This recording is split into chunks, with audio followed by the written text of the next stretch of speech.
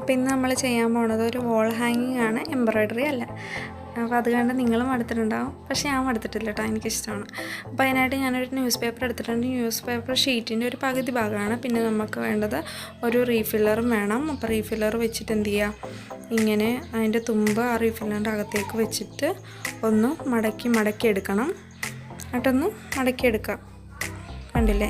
എന്നിട്ട് പകുതി എത്തുമ്പോൾ ആ റീഫില്ലർ ഊരിയെടുക്കണം, അല്ലെങ്കിൽ അതിൻ്റെ അകത്തിരിക്കും. ബാക്കി നമുക്ക് റോൾസ് ഉണ്ടാക്കാൻ ഉണ്ടാവില്ല. എന്നിട്ട് അതിൻ്റെ അറ്റത്ത് എത്തുമ്പോൾ എന്ത് ചെയ്യുക, നമ്മുടെ പശ വെച്ചിട്ട് ഒട്ടിച്ചെടുക്കണം. എന്നാൽ ഫുള്ളായിട്ട് ഒട്ടിക്കുക. പിന്നെ നിങ്ങൾ എൻ്റെ ചാനൽ ആദ്യമായിട്ടാണ് കാണണമെങ്കിൽ ഒന്ന് കയറി സബ്സ്ക്രൈബ് ചെയ്യണം.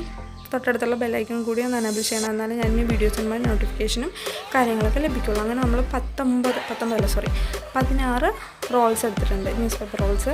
അതിൽ 9 ഞാനിങ്ങനെ നിരത്തി വെച്ചിട്ടുണ്ട്. പിന്നെ നിങ്ങൾക്ക് ഈ നീളം ഒന്നും നോക്കണ്ട, നമ്മൾ ഒട്ടിച്ച് കഴിഞ്ഞിട്ട് അവസാനം കറക്റ്റായിട്ടില്ലെങ്കിൽ നമുക്ക് വെട്ടിക്കളയാം. അപ്പോൾ എന്നിട്ട് എന്ത് ചെയ്യുക, ഇങ്ങനെ കറക്റ്റ് അളവിൽ വെച്ചിട്ട് ഇങ്ങനെ പശ തേച്ച് കൊടുക്കുക. പിന്നെ എനിക്ക് വേറെ ഒരു പണിയില്ലാഞ്ഞിട്ട് ഞാൻ തേച്ചാണ്. ഒരെണ്ണത്തിൽ മാത്രം തേച്ചാൽ മതിയായിരുന്നു, മറ്റേതിൽ തേക്കേണ്ട ആവശ്യമില്ലായിരുന്നു. അങ്ങനെ ഒട്ടിച്ചിട്ട് എൻ്റെ ഒട്ടിയില്ല, ഭയങ്കര താമസമായിരുന്നു. അപ്പോൾ നമ്മൾ എന്ത് ചെയ്യുക, അടിയിലിട്ടേക്കണം ആ ബേസിൽ മാത്രം, ബേസ് ന്യൂസ് പേപ്പറിൽ മാത്രം പശ തേച്ചാൽ മതി കേട്ടോ, അല്ലെങ്കിൽ ഒട്ടാൻ ഭയങ്കര ബുദ്ധിമുട്ടാണ്. എന്നിട്ട് എന്ത് ചെയ്യുക, അവസാനത്തെ ആ ഭാഗം എന്ത് ചെയ്യുക, കട്ട് ചെയ്ത് കളയണം.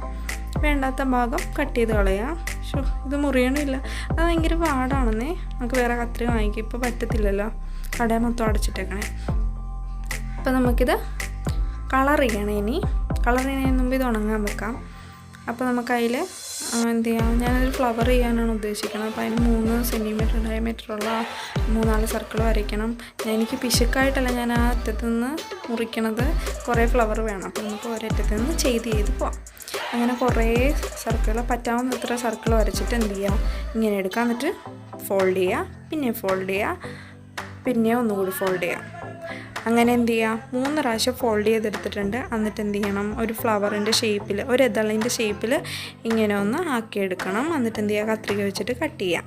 കത്രിക വെച്ച് കട്ട് ചെയ്തതിന് ശേഷം നമ്മൾ എന്ത് ചെയ്യുക, അതൊന്ന് വിതർത്തിയെടുക്കണം. എന്നിട്ട് എന്ത് ചെയ്യുക, കത്രികയുടെ ആ ഒരു ടിപ്പ് വെച്ച് അതെന്ത് ചെയ്യണം, ഒന്നിങ്ങനെ ആ ഒരു എതളിൻ്റെ ഒരു നാച്ചുറാലിറ്റി കിട്ടാൻ വേണ്ടിയിട്ട്. അപ്പോൾ അങ്ങനെ ചെയ്തെടുത്താൽ മതി. എന്നിട്ട് നമുക്ക് ഒട്ടിച്ചു കൊടുക്കാം. പശ തേച്ചിട്ട് എന്താ മറ്റേതെല്ലാം കൊണ്ട് ഒട്ടിക്കുക. നമുക്ക് ഫ്ലവർ റെഡി. ഇനി നമുക്ക് ഇതിലേക്ക് പെയിൻ്റ് അടിക്കാം. ഇത് ഉണങ്ങിയിട്ടുണ്ട് കേട്ടോ. എന്നിട്ട് നമുക്ക് പെയിൻ്റ് അടിക്കുക. കണ്ടോ, പെയിൻ്റ് അടിച്ച് കിട്ടിയിട്ടുണ്ട്. ഇനി നമുക്ക് ബാക്കി ഫ്ലവർ വേണ്ട, നമ്മളൊരു ഫ്ലവറേ ചെയ്തിട്ടുള്ളൂ.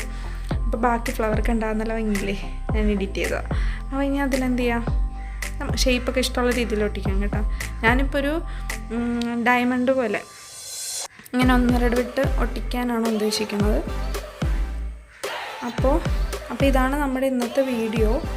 സിമ്പിളായിട്ടുള്ളൊരു വാൾ ഹാങ്ങിങ് ആണ്. ഞാൻ ചുമ്മാ ഇരുന്നപ്പോഴത്തേക്കും ചെയ്തതാണ്, അത്ര വലിയതൊന്നും ഞാൻ പറയുന്നില്ല, ഒരു സിമ്പിളാണ്.